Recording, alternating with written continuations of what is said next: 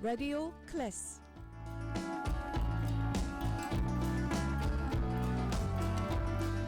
지혜로운 라디오 오늘 수요일 순서는요. 이민법 최고의 법률 그룹입니다. 제인정 종합법률사무소 제인정 변호사님을 또 한 달 만에 오랜만에 뵙습니다. 안녕하세요. 네, 안녕하세요. 안녕하세요. 네. 잘 지내셨어요? 네, 잘 지내고 있습니다. 네. 그래도 좀 많은 문의가 네, 요즘 네, 문의가 좀 엄청 바쁘시죠? 많습니다. 과거에 맞아요. 비해서. 하루 네. 일하는 시간에 뭐 3분의 1이 뭐 이런 문의 답변하고 이런데 많이 사용이 되고 있어서 집에를 요즘에 더 일이 없어진 것 같은데 일은 집에는 더 늦게 가는 것 늦게 같아요. 네. 그러니까요. 아니 사실 변호사님하고 방송이 끝나고 나도요. 저희 청취자분들이 계속 질문을 해 오셔요. 이것도 좀 네. 여쭤봐 주세요. 저것도. 근데 뭐 이제 변호사님이 상담을 하실 수 있는 그런 시간은 아니지만 그래도 네. 이민법 관련해서 가장 뭐 이제 출국하실 때 걱정 또 시민권 네. 하실 때도 요즘은 또 뭐 시민권이 굉장히 또 강화된다 뭐 이렇게 하니까 또 그 걱정하시고 영주권이 있으신 분들은 또 영주권대로 걱정을 하시고 걱정 너무 많으신 것 같아요. 저도 어제 사무실에서 네. 제가 그 크리미널 기록이 있는 거를 기록 말소를 해드리고 무려 7년 전에 시민권을 받으신 분인데 내가 시민권자인데도 옛날 그 기록 때문에 해외 나갔다 오는 것이 안전한지 안 오셔도 된다고 제가 이메일 보냈는데도 그래서 만나서 얘기를 들어야지 그죠. 안심하겠다고 오셔서 네. 상담해드린 분이 있습니다. 어제 같은 경우도. 그러니까요. 네. 그래서 괜찮을까요? 그래서 제가 잘 모르니까 그래서 일단은 좀 상담을 한번 해보시겠는데 괜찮다고 하셨습니다. 제가 몇 번이고 여쭤봤습니다라고 그렇게 또 말씀을 드렸습니다. 그러니까 한번 계속 이제 누가 그렇대더라 들어올 때 뭐 몇 시간씩 기다렸대더라 몇 시간씩 또 이민국에 인터뷰를 하느라고 늦게 나왔다 뭐 이런 것들 때문에 모두가 다 사무실로 들어가는 게 아닌가, 뭐 이런 생각들도 좀 하고 계시더라고요. 네. 그리고 막 질문의 내용이 공항에 들어올 때 세컨더리 인스펙션에 들어가가지고 만약에 내 시민권을 뺏기게 되면은 즉각 와서 나를 변호해 줄 수 있냐. 그러니까 약간 걱정이 너무 좀 과하시다 보니까 이제 또 그런 얘기를 어디서 들으셨다는 거예요. 그래서 제가 아니 어디서 들으셨냐고. 그거는 근거가 없는 거라고. 도대체 어디서 들으신 거예요? 디내추럴라이제이션이 시민권 박탈하는 절차가 없는 게 아니라 있긴 있어요. 네. 근데 트럼프 행정부에서 찾아낸 사람들은 주로 테러에 연루됐거나 범죄. 시민권 받을 때 또 중요한 사실을 숨겨서 나중에 정부가 조사를 다시 했더니 자격이 없는 사람이 받았을 경우에 디내추럴라이제이션을 바이든 행정부 때도 하고 근데 트럼프 행정부 때 조금 더 많이 하고 그러니까 없는 건 아닌데 네. 문제가 없는 사람이 갑자기 취소되는 경우는 없다. 없다. 네, 어제 제가 상담해드린 분도 선생님은 취소되는 케이스에 해당 사항이 없으므로 오늘부로 마음 놓고 해외를 갔다 오셔도 되신다. 시민권자 라인에 줄 서셔서 그렇게 상담을 해드렸습니다. 됐습니다. 여러분들 또 그 외에도 혹시라도 약간의 이제 뭐 문제가 있으시거나 또 그런 분들은 제인정 종합법률사무소로도 연락을 좀 주시면 됩니다. 미리 제가 항상 시간에 쫓겨서 미처 또 소개 못 드리는 경우가 있어서 제가 많이 혼났어요. 청취자분들께. 전화번호를 미리 좀 알려드릴게요. 메모해 두세요. 213-738-0928 213-738-0928번입니다. 자, 오늘은 그러면 좀 어떤 이야기를 좀 나눌까? 제가 살짝 또 대본을 보고 예고는 해드렸어요. 예. 네.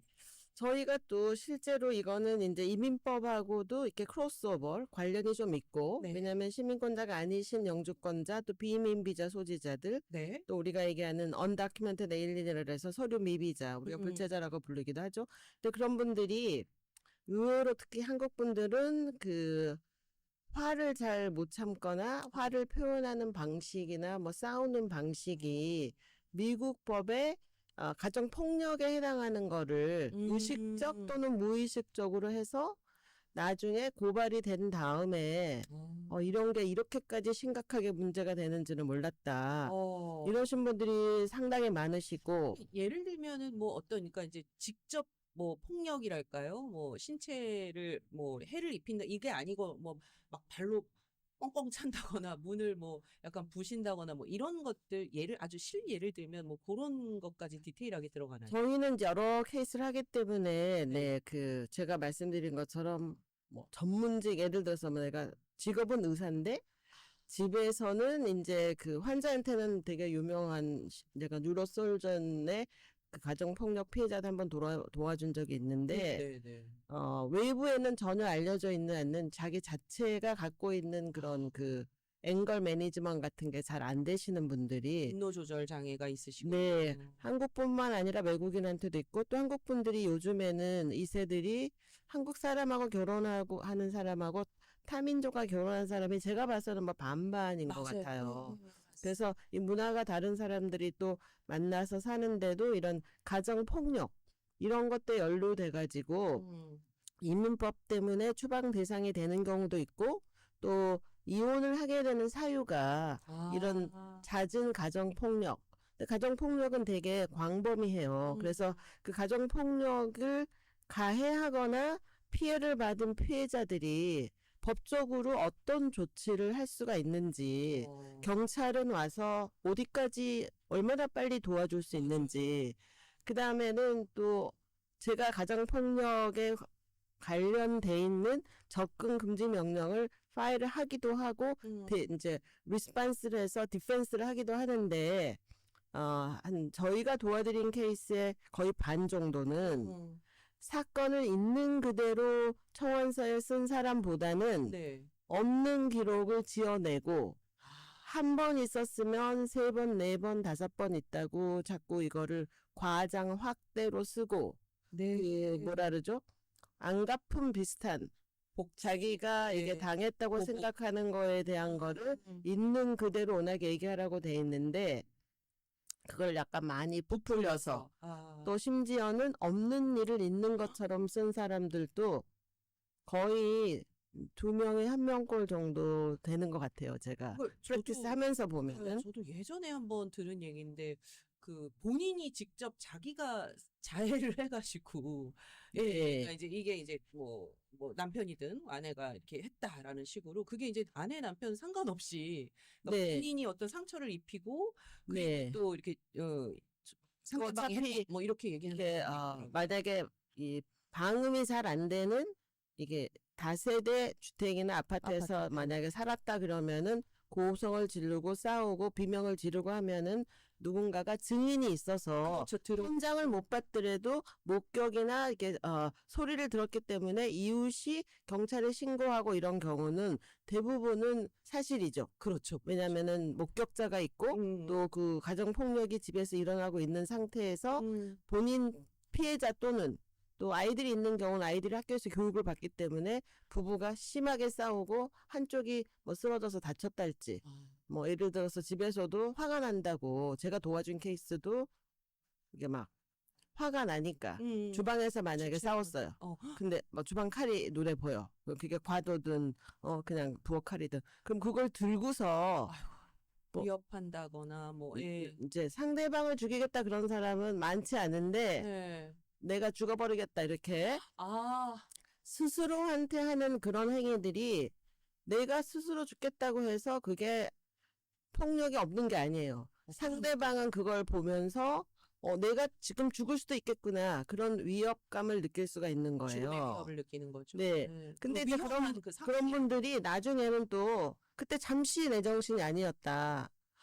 그리고 또 뭐 진심으로 사과한다. 그런데 한 번만 있어도 되게 용서하기 힘든 일들이 자주 일어나는 부부들이 있고 그 결론은 대부분은 이혼으로 끝나는 거죠. 네.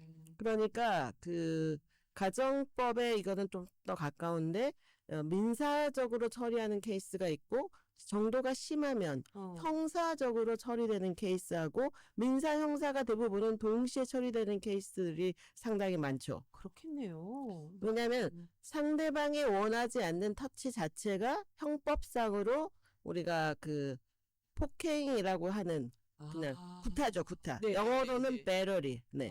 근데 거기에 막 힘이 가해지고 사람이 많이 다칠 수 있는 거는 어설트라고 해요. 그러니까 이 좀, 단순 구타하고 네. 폭행은 조금 정도의 그러네요. 차이가 틀린 거예요. 근데 그 어설트를 할 때 사람이 진짜 다칠 수 있는 뭐 전화기를 이마에다 집어 던져버렸달지. 물건으로. 그래서 네. 네네네. 그렇지 않으면 이제 화가 나니까 주위에 있는 막 의자를 집어 던졌달지. 아니면 이렇게 뭐 서로 이제 밀고 뭐 당기고. 네, 밀고 당기고 핥히고 멍들고 찢어지고 뭐 그런 케이스는 굉장히 많습니다. 와. 그러니까 지금 사실 변호사님이 이야기하고 계시는 내용들이 네. 이제 뭐 케이스로 있었던 일들이고 사실은 주변에 네. 알게 모르게 이런 가정 폭력이나 여러 가지 이런 상황들이 좀 많이 네. 좀 형사 잔재기도 사건은요, 하고요. 이제 한 번만 있어도 네. 확실한 증빙 서류가 있으면 경찰에 고발하면 조사를 하도록 돼 있고 보통 현장에 바로 출동하는데 경찰이 한 명이 오는 게 아니라 최소한 3명 정도가 팀으로 와서 이렇게 폭력이 일어나고 있는 현장이니까. 그렇죠. 그런데 현장에서 어떤 분들은 가해를 하고 차 타고 도망가신 분들도 있고 어떤 분들은 이제 경찰이 와도 뭐 비디오 같은 게 찍혀 있지 않다 보니까 네. 특히 영어가 잘 안 되는데 한국 사람이 나오질 않아요, 경찰은. 그러니까 예를 들어서 그쵸, 그걸 이민에 관련돼 있는 경우는 영주권도 없고 지금 예를 들어 영주권 신청 중이고 영어는 할 줄 모르고 자기가 싸움을 건 게 아니고 뭐 디펜스를 했는데 가해자가 경찰이 왔을 때 내가 먼저 친 게 아니라 와이프가 나를 먼저 쳐서 나는 셀프 디펜스 자기 방어를 했을 뿐이다 그래갖고 거꾸로 제가 여자가 진술이, 잡혀간 경우도 본 적이 있어요. 그래서 이게 법이라는 게 이 모국어처럼 의사소통 현지 상황을 잘 설명하지 못하고 그냥 이렇게 변호사의 도움도 잘 받지 못하고 했을 경우에 불이익을 받는 경우가 많이 있는데 그래도 이제 그런 일이 만약에 집에서 생긴다면 네.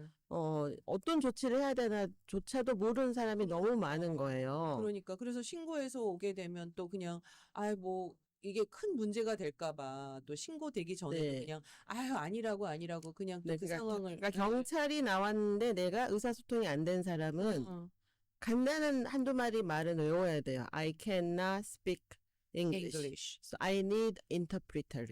난 통역이 필요하다. 네. 통역이 없는데 어떻게 대답을 잘 그렇죠. 하겠어요. 그러고 나서 굳이 그런 말에 네, 대해서 이제 얘기하지 경찰까지 저희가 이제 이 접근 금지 명령하는 사람 중에 경찰이 출동해서 경찰의 폴리스 리포트를 갖고 있는 사람은 뭐 전체 케이스의 한 30%, 30-40% 되는 것 같아요. 네네. 나머지 60-70%는 조금 정도가 덜한데 언어 폭력, 집에서 우리가 얘기하는 쌍욕을 그냥 거의 일상 대화처럼 하고 상대방의 인격을 무시하고 또는 이민수속하고 있는데 화가 난다고 부부싸움 할 때마다 내가 너 취소하고 추방시켜 버리겠다는 둥 이렇게 협박. 그래서 정신적 스트레스를 엄청 받고 이런 것들이 다 가정 폭력이에요.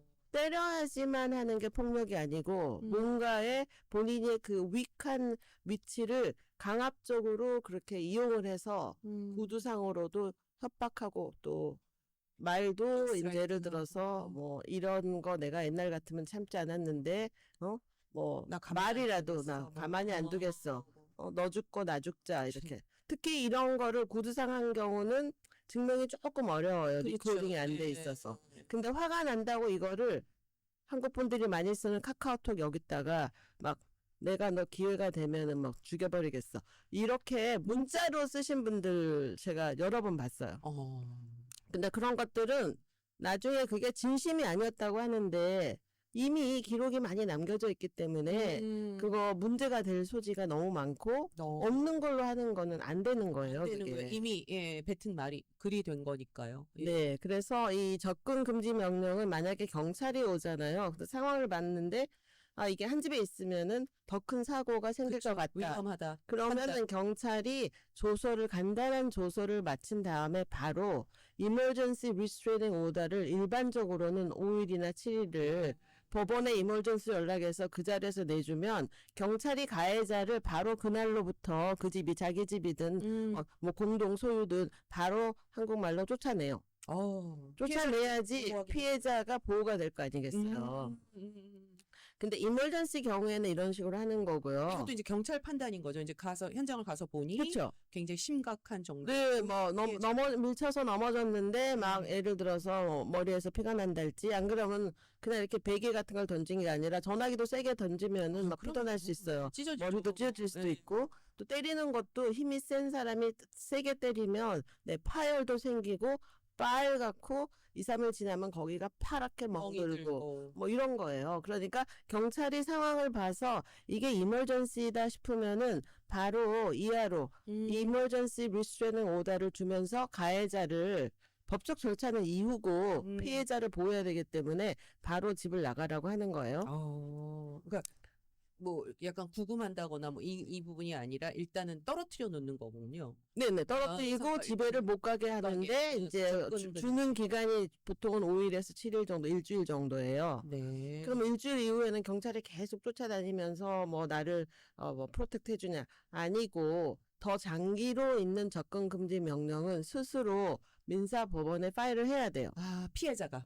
피해자가. 네네. 근데 이제 우리가 그렇게 접근 금지 명령을 부를 때 temporary restraining order, 줄여서 TR로 이렇게 많이 쓰고요. 네. 근데 저희가 도와드릴 때는 그냥 모르는 사람끼리 술집에서 싸워서 뭐 어쩌고저쩌고 이런 것들은 그냥 단순 폭행이나 이런 걸로 끝나지 접근 금지 명령까지는 잘 가지 않아요. 왜냐면 또 부딪힐 일이 별로 없고 그쵸. 과거에 또 그런 일이 있었던 것도 아니고 한 번에 일회성으로 끝나는 경우는 접근 금지 명령 자체를 오다를 거의 받기가 어려워요. 근데 그럼 누가 많이 받냐? 자주 보는 사람이 자주 싸울 가능성이 높잖아요. 그렇죠. 그래서 이제 이런 거예요. Domestic Violence Restraining Order라고 그래서 네. DVRO라 그래, 저게 약자로. 그러면 어떤 사람이 도메스틱이나 첫 번째는 같이 사는 배우자. 근데 간혹가다 부모님도 같이 사신 분들 있어요. 그럼 부모님도 뭐 직계가족이니까. 그렇죠. 근데 요즘은 결혼 안 하고 동거하는 남녀 연인들도 많이 있어요. 그럼 그런 연인 관계. 또 예를 들어서 이혼을 했는데 막 심하게 나쁜 관계로 이혼을 해서 아까 앙금이 남아 있어서 뭔가 간단한 일로 엑스-허스밴드, 엑스-와이프를 찾아가서 해코지를 한달지 뭐 시비를 건달지 이런 거. 그러니까 어떻게 보면은 한 집에 사는 가까운 가족들을 도메스틱, 그러니까 집안에 사는 사람들은 더 서로 챙겨주고 해야 되는데 제가 말씀드린 것처럼 인간이 감정을 막 컴퓨터처럼 조절 못하다 보니까 그 도메스틱 바이런스가 이렇게 여러 가지 상황에서 일어나는데 이제 그런 사람들에 대한 처벌이 훨씬 더 남하고 그냥 홧김에 싸우고 술 먹고 뭐 싸우고 이런 거보다 더 처벌이 심한 거예요. 그렇죠. 네.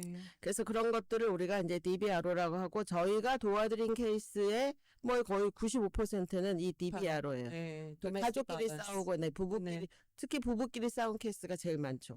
근데 간혹 가다가 그 학대성을 갖고 있는 여자가 자식을 심하게 때리는 거는 제가 거의 본 적이 없고요. 아빠들이 화가 난다고 애를 훈육하는 방식 중에 큰일 나죠. 등짝을 때리고 이렇게 뭐 이렇게 회초리를 갖고 와서 막 때리고 어떤 분은 제가 이렇게 가족 혁대 이런 걸 빼서 애를 심하게 때리면은 학교에서 그걸 보게 되잖아요. 그렇죠, 당연히. 그러면 학교에 있는 선생님들은 그런 거를 보고 안 하면은 또 학교에 애들 가리키는 그런 여러 가지 규정에 어긋나고 무조건 리포트하게 돼 있군요. 네, 무조건 리포트하게 돼 있고 피해를 당한 사람이 피가 나거나 찢어져서 만약에 이제 병원에를 갔어요. 네네. 병원에를 가면은 의사들도 왜 어떻게 다쳤나 이렇게 물어보잖아요. 그렇죠. 물어보는데 사실대로 얘기를 해서 남편이 때려서 이렇게 됐다 그러면 의사도 반드시 리포트를 경찰에도 하고 소셜국에도 보고하도록 돼 있어요. 그거는 사이컬러지스트도 마찬가지인데 제가 직접 케이스를 자주 하다 보니까 또 3명이 1명꼴로 남편하고 이혼까지는 안 하고 싶은 거예요. 애들이 있고 또 경제적 능력이 지금 안 되고 내가 독립할 수 있는. 그러니까 내가 남편을 만약에 형법으로 처벌해서 진짜 감옥까지 가게 하면 첫 번째 이런 거예요. 나는 어떻게 먹고 살지? 약간 이런 거 때문에 가서 그 문화적인 또 정서가 네. 애들 아빠, 뭐 애들 엄마. 근데 이런 게 한 거의 전체 케이스의 3명 중에 1명은 의사한테 가서도 남편이 때렸는데 내가 계단에서 넘어졌다. 아이고. 진술서 자체를 이제 약간 그짓해서 남편을 거짓으로. 예, 네, 보호하는 이렇게 거죠. 형사법에는 걸리지 않게 그렇게 하신 분들이 있는데 제가 처음에 말씀드린 것처럼 이 본질적인 성격이나 성품이 잘 안 바뀌다 보니까 이게 반복이 돼서 나중에 진짜 이혼을 소송하거나 접근 금지 명령을 할 때 이제 에비던스가 필요하지 뭐 소설책 잘 쓰는 것처럼 없는 스토리 만들어내는 사람이 제가 많다 그랬잖아요. 맞아요. 근데 그런 사람들이 실제로 트라이얼 법정 심리에 가서 허가를 받을 때 실패하기 쉬운 거는 네. 말은 막 그럴싸하게 써져 있는데 증인도 없어요. 아휴. 또 뭐 에비던스도 별로 없어요. 뭐 주고받은 내용도 별로 없고 그 이후의 생활을 보니까 멀쩡하게 또 잘 살다가 이렇게 막 판사는 이제 현명하신 그 판결 그런 백그라운드도 갖고 있고 상황도 굉장히 많이 보기 때문에 거짓말을 너무 많이 하는 사람들은 그 이제 direct question, 그러니까 직접 물어보기도 하고 상대방이 양쪽 다 변호사가 있는 경우는 크로스 이그제미네이션에서 상대방이 클레임한 것들을 다 direct questions 물어보고 또 맞춰보는군요. 예, 예, 이쪽 대답을 하라고 이제 신문을 하는 거죠. 신문보다는 심리를 하는 거죠. 그렇게 해서 판사 앞에서 보통 트라이를 해가지고 네. 판사가 보기에 이거는 가정폭력이 확실히 과거도 있었고 이거를 접근 금지 명령을 주지 않으면 이 피해자가 곧 조만간에 내지는 현재 곧 피해를 받을 수 있을 것 같다고 판단됐을 때 우리가 신체의 자유를 금지하는 조항이 접근 금지 명령이죠. 왜 어떤 사람한테 네. 내가 다가갈 수도 있고 얘기할 수도 있는데 못 가는 거죠. 네. 얘기하지 말라. stay away. 뭐 몇 마일 이내에 집에서도 떨어져라. 직장에도 가지 말라. 뭐 애들 학교에도 가지 말라. 그러니까 보통 이런 접근 금지 명령 이혼하면서 접근 금지 하신 분들이 꽤 많은데 이제 그런 분들은 엄마한테만 화를 내는 게 아니라 아이들한테도 화를 내고 또 아이들이 직접 맞지 않았어도 그걸 보면서 아이들이 충격, 거죠. 예, 트라우마도 있고. 트라우마도 생기고 그 아빠를 무서워하고 또 어렸을 때는 그 눈에 보이지 않는 정신적인 그 마더텅 같은 게 그렇게 생기기 때문에 보면서 아 이게 싫고 두렵지만 나도 모르는 사이에 무의식에 아 화가 나면 저렇게 행동을 하는구나 하고 이게 무의식의 교육이 돼서 그렇죠. 가정폭력 가해자들의 거의 7, 80%는 과거에 집에서 자랄 때 엄마가 또는 아빠가 또는 할아버지가 주위에 가까운 사람이 화가 날 때 때리고 표현하는 방법을 네, 고함 지르고 하는 거를 보고 자라서 그게 너무 어렸을 때는 싫었는데 결혼을 하고 그런 상황이 오면 그런 무의식의 교육이 안 된 사람은 그런 반응이 나오지가 일반적으로 어렵거나 안 하는데 그걸 자제가 되는 거죠. 보고 듣고 자란 사람들은 일정한 그 절제 능력을 잃는 순간 이 어렸을 때부터 내 몸속에 들어있는 이제 우리가 그게 약간 제가 심리학자는 아닌데 그 마덜텅 맞아요. 그러니까 집에서 보고 배운 거를 자기도 모르게 행동을 하는 거예요. 그래서 제가 보면은 자녀를 키운다는 게 경제적으로만 부담스러울 게 아니라 부부가 모범을 보이면서 싸우더라도 자녀들 앞에서 싸우지 그렇죠. 말고 절대로 아이들 앞에서 보이지 않아요. 아예 한 사람이 집을 나가 버리던가 싸우면 계속 말싸움이 큰 싸움이 되잖아요. 그 제가 부부 싸움에서 온 사람들 보면은 그 작은 것부터 한 80%는 사소한 것으로 뭐 사인하는 거 여행 가서 뭐 가스를 여기서 넣어야 되는데 더 가서 넣자 뭐 이런 거. 그다음에 밥을 뭐 해 먹자 사 먹자 이렇게 간단한 거. 왜 너는 말을 뭐 가까이로 하면서 시작해서 이제 큰 싸움으로 번지고 어떤 사람은 프레이스 운전하고 가는데 남편이 주먹으로 얼굴을 쳐가지고 사고 나서 죽을 뻔한 케이스도 제가 상담해준 케이스도 있어요. 차 안에서요? 네네네. 와이프가 운전하고 가는데 남편 말에 대꾸하고 서로 말이 안 된다고 운전하고 있는 와이프를 남편이 옆에서 주먹으로 친 거예요. 아이고야. 그러니까 이제 심하네요. 그리고 어떤 분은 싸우다가 가족이 여행 갔는데 남편이 운전하다가 와이프를 프레이트 내려놓고 그냥 가버렸어요. 이거 다 싫어해요. 네. 그러니까 왜 감정이 주체가 안 되면 이런 것들이 다 그냥 가정 폭력이에요. 그러니까요. 아이고. 그리고 이제 제가 잠깐 자료를 찾아봤는데 네네. 이 한국계 미국에 사는 한국계들은 전체 지금 미국 인구의 한 2.2% 정도 된대요. 네. 2.2% 정도. 네, 그런데 이제 아시아계 뭐 이렇게 태평양 연안 이쪽 계통에서 나온 모든 이민자들은 네. 미국의 지금 그 인구의 19.6% 정도가 된대요. 오.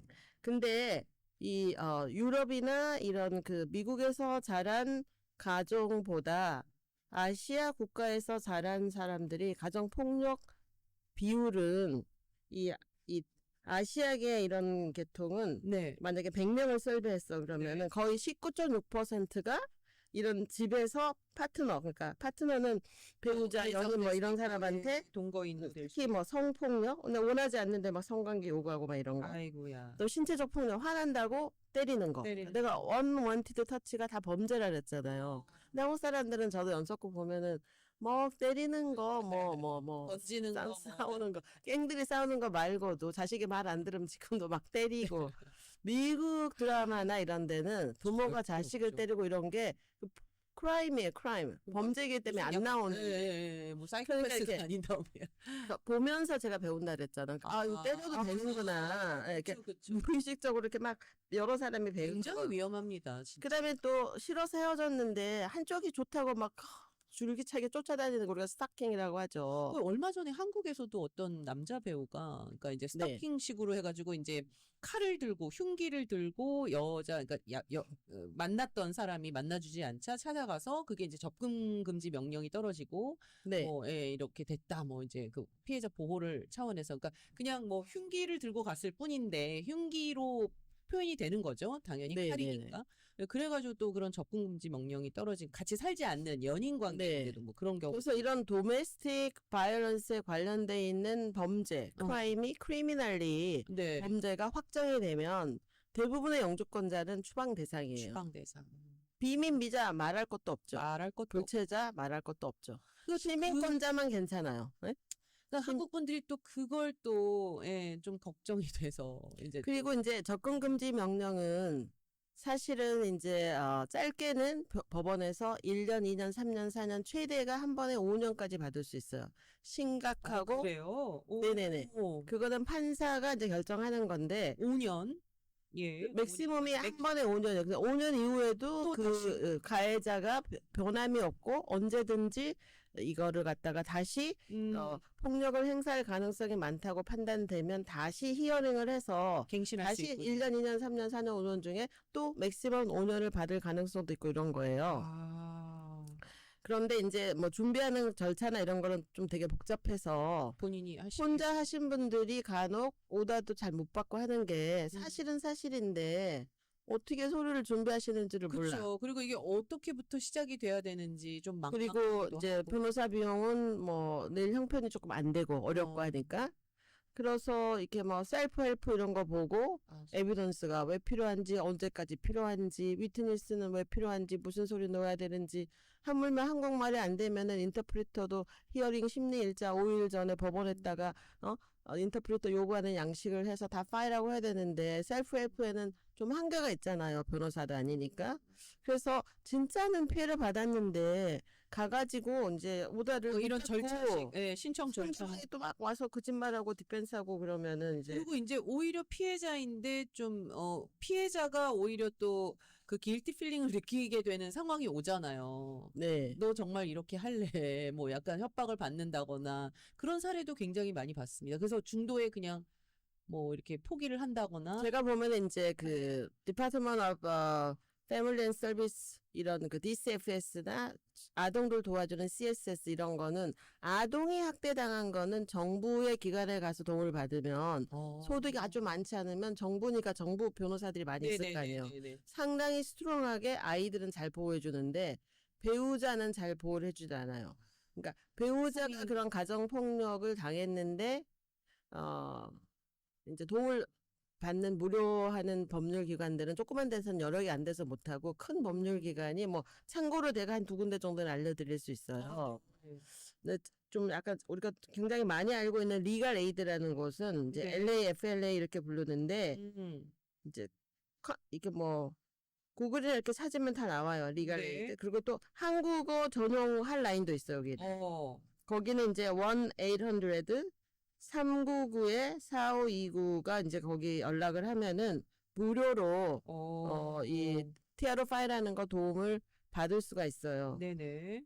그 다음에는 Asian American Advancing Justice Southern California 좀 길죠. AJSOC 이렇게 부르는데 네. 거기는 에이시안들 상대로 이런 그 DBRO를 파일하는 거나 또 정치망명 파일하는 거나 뭐 가정폭력 피해자들이 결혼 생활 더 이상 유지가 안 되니까 이혼을 하고 영주권도 못 받았는데 이혼하는 경우는 또 바와라 그래서 Violent Against Women Act 이런 걸로 스스로 이혼하고도 영주권 받을 수 있는 거 이런 것들을 약간 도와주는 비영리 단체가 있어요. 네네. 그러니까 왜 어디서 도움을 구하는지도 모르고 그렇죠. 네. 그다음에 막막하고. 에비던스가 제가 필요하다 그랬잖아요. 네. 이제 피해자는 어떻게든지 접근 금지를 받아야 되니까 에비던스가 필요한 거였어. 그래서 제가 그런 일이 자주 생기고 있다고 어떻게 하면 좋으냐고 상담 오신 분들을 만나면 아까 제가 말씀드린 것처럼 에비던스 있냐면 별로 없는 거예요. 없어.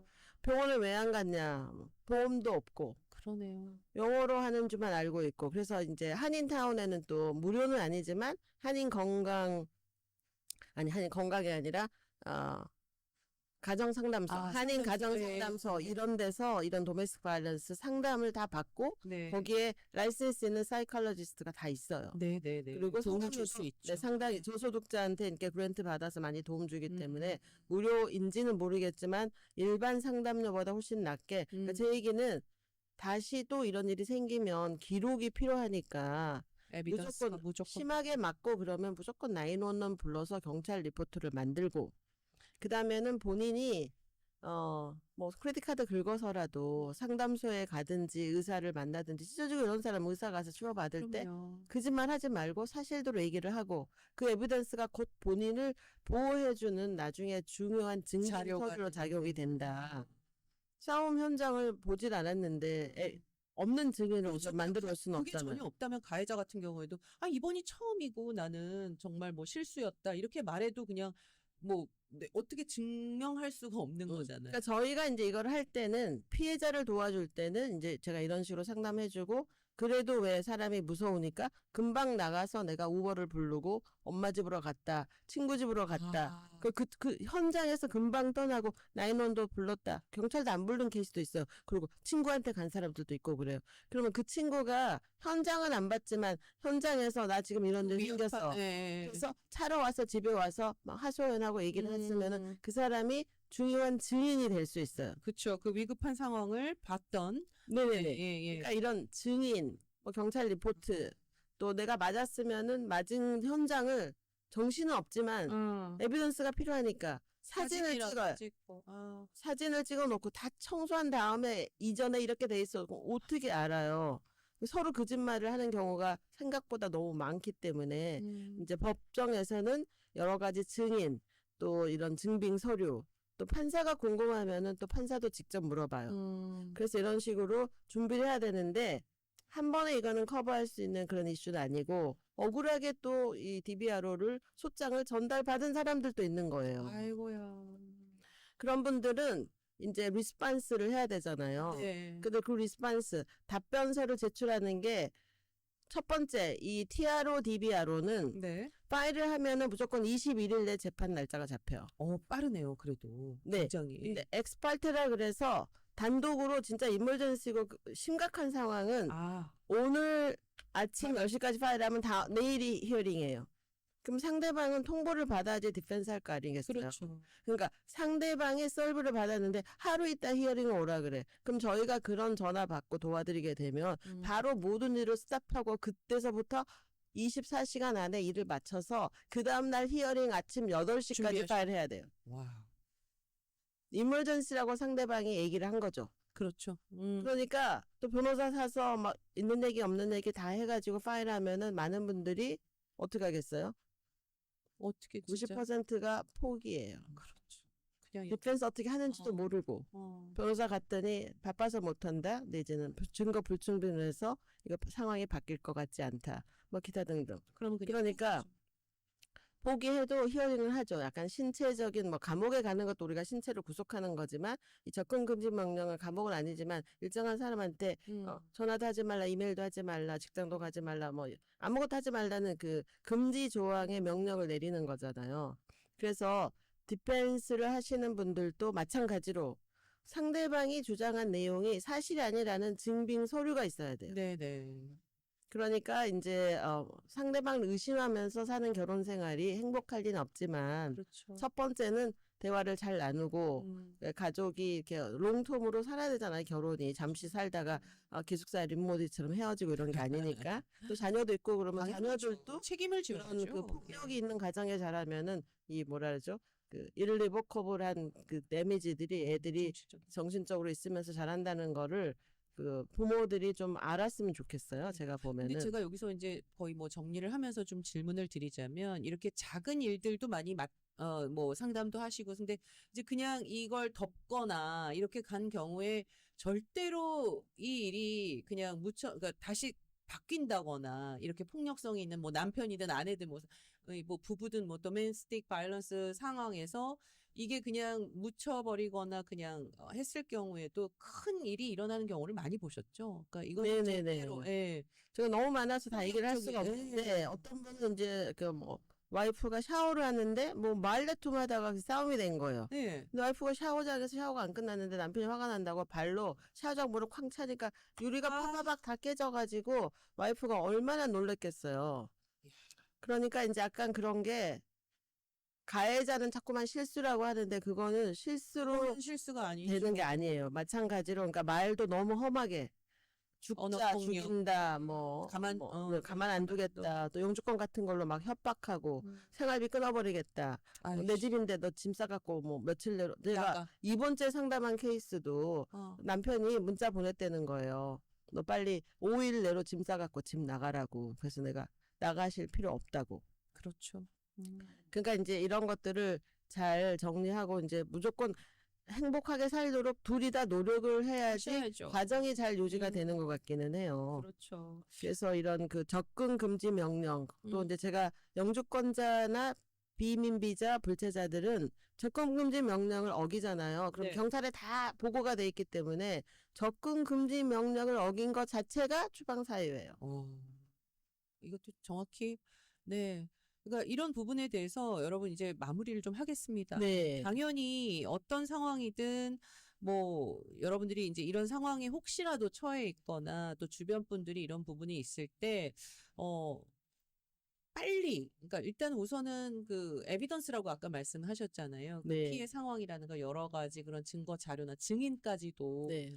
사실 이제 그 부분이 한국 정서랑 조금 안 맞는 부분이라고 얘기들을 많이 그래서 제가 하셔요. 자주 이렇게 싸우시는 분들은 프라이빗 에어리아 말고 베드룸 이런 데 말고 그냥 옷 입고 돌아다니는 부엌, 뭐 리빙룸 이런 데다가 동의해서 카메라를 달아놓으면은 그게 보통 한 달 정도 이렇게 다 리코딩이 돼 있어요. 그렇죠, 그렇죠. 그러니까 그런 리코딩 요즘에는 이제 그런 것들이 되게 싸요. 네네네. 뭐 작고 잘 맞아요. 보이지도 예, 않고. 컴퓨터에도 그냥 설치해도 바로 뭐 될 수도 있더라고요. 네, 어떤 분은 한쪽 몰래 비밀리 해놓은 사람들도 있어요. 그건 안 되죠. 네, 그런 건 안 되진 않아요. 평상시 하고 있었으니까. 에비던스로 이제 그렇죠, 그렇죠. 네, 그런 것들 좀 하고 제일 좋은 거는 이렇게 싸우면은 좀 자제하도록 노력을 하고 한 사람이 이제 자리를 한쪽이 떠들든 말든 자리를 비우면 신체적으로 비웃을 가능성은 많이 없는데 이제 서로 괘씸하다고 계속 말 주거니 받거니 하다 보면은 조그만 싸움이 막 커져가지고 이런 가정폭력 사례가 되는 경우가 많으니까 저희가 도와드리고 있는 케이스는 많지만 어떤 분은 이제 이런 여러 가지 이유로 DBRO를 저희가 다 받아줬어요. 3년을. 근데 와이프가 이제 막 미안하다고 막 하는 거예요. 나가서 살 수도 없다. 그러니까 제가 DBR 오다를 우리가 다 받아들였는데 이제 그거를 가지고 지금도 같이 살고 계세요. 아이고. 하는 거 봐가지고 하겠다 이런 식으로. 그러니까 한국 사람들이 이게 뭐 좋은 말로 하면 정이고 어떻게 보면은 맺고 끊고 하는 게 조금 약간 흐지부지 해서 또 싸우면 또 연락 와요. 아이고 네. 참. 그러니까 이제 잘 인간관계가 그렇게 1 더하기 1이 이렇게 단순한 관계는 아니니까 이런 계기로 부부싸움은 가능하면은 좋은 말로 하고 그러니까요. 틀리면 문자로 하되 서로 협박하는 내용 증거 자료 놔두면 자기가 자기 발등 찍는 거예요. 그러니까 험한 말 하지 말고 네, 뭐 네네네. 아이들이 있다면 아이들이 지켜보니까 정말 네. 특히 아이들 있는 데서는 그 아이들이 나중에 커서 가해자나 피해자가 될 가능성이 너무 네. 높다는 거를 음, 이렇게 방송이니까 그냥 알려드리고 싶은 거죠. 그래서 우리도 한인 사회도 조금 건강한 그럼요. 사회로. 음, 왜냐하면 가정폭력이 자랑은 아닌데 아시안 중에서 가장 가정폭력 비율이 높은 민족이 한국 사람으로 돼 있어요. 그러니까 그건 좀 자랑스러운 건 아니잖아요. 아닙니다. 네. 창피한 일이죠. 창피한 일이죠. 부모님서부터 보고 배운 것들이 좀 많아서 그렇지 그러니까 이제 않나 개인적으로 그렇게 피해적 생각이 경험, 예, 듭니다. 사실 예, 저도 이제 생각해보면 아버지가 화가 나시면 많이 좀 집어 던지시고 막 이랬던 그런 기억이 있어요. 저도 어릴 네. 때. 그래서 자, 그런 부분들을 어쨌든 여러분 가정법 또 이민법 전문 재인정 종합법률사무소가 또 여러분들 기다리고 있으니까요. 주체하지 마시고 주저하지 마시고 상담하시면 꼭 도움 받으실 수 있습니다. 213-738-0928 213-738-0928번입니다. 아, 오늘 또 시간 가는 줄 네. 모르고 이야기 나는데 또 많은 분들 도와주고 계시고 예, 앞으로도 좀 네. 이런 가정법, 이민법 관련해서 많이 애써 주시기 네. 바랍니다. 그리고 그렇게 네. 가정폭력 가해자로 형사처벌까지 받고 또 민사지만 DBR로 오다받고 이런 분들은 자녀가 있을 경우에 양육권 싸움에서 절대적으로 불리합니다. 그럼요, 그럼요. 애들한테 폭력을 가해할 소지가 있기 아. 때문에 그리고 뭐 영주권이랄까요? 뭐 모든 것들이 또 다 당연하죠. 예, 영주권자도 하물며 추방하니까 다음에 기회가 되면 크리미널에서는 어떤 식으로 이거를 플리바겐을 해가지고 네. 추방까지는 안 받을 수 있는지 이런 것들도 중요하죠. 알겠습니다. 네. 자, 오늘 말씀 너무 감사하고요. 재인정 변호사님과 함께한 시간이었습니다. 감사합니다. 네. 네, 저도